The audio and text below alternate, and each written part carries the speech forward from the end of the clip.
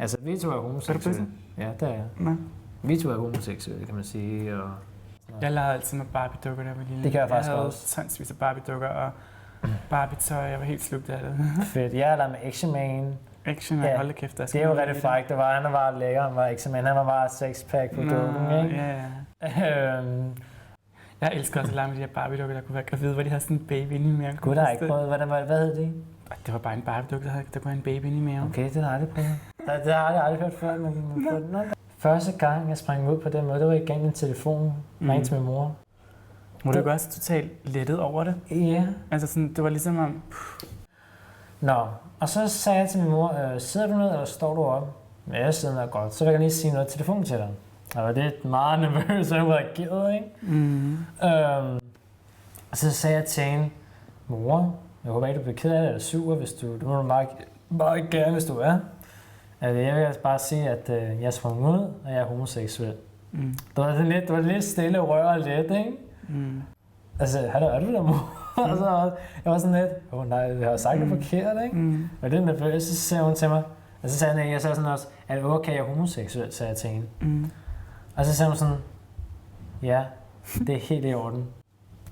Jeg var så lettet, og der begyndte bare lige før at tude, altså så slemt var det sådan for sig selv, ikke?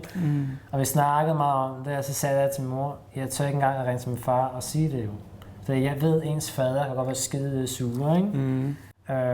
Og så med jeg sagde til min mor, vil du så ringe til min far og sige, at jeg er homoseksuel for min skyld? Jo, det vil hun gerne. Tak, mor, sagde jeg. Jeg var sådan nervøs, ikke? Og så hun lige efter det, så har hun ringet tilbage til mig. Og så sagde hun til mig, at din far synes også, det er okay, du er homoseksuel.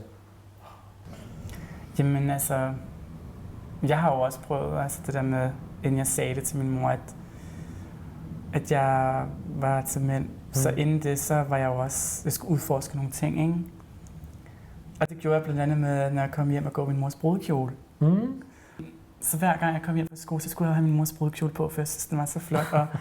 Og jeg elskede at gå i den her kjole, og skulle have hendes bryllupssko på i de her høje hæle. Min mor havde også noget fint tøj nede i kælderen. Og jeg skulle i skole, og så tænkte jeg, hold kæft, jeg har lyst til at tage dametøj på i skole, mand. Altså, det havde jeg virkelig lyst til. Ja.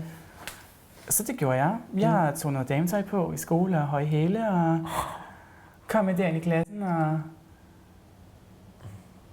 folk de sad bare, hvad er det? Og jeg havde også make-up på, jeg havde fandme også taget BH på, og sådan nogle kunstige sokker, og sådan noget patter og sådan noget. Hvor sygt. Og mine forældre vidste jo ikke en skid i om det, vel? Altså, da jeg kom hjem, og så på aften, så ringede telefonen, og så var det min skolelærer, som sagde til min mor, Mark, han har haft dametøj på i skole i dag. Er det noget, du kender til? Nej, det gjorde hun ikke. Og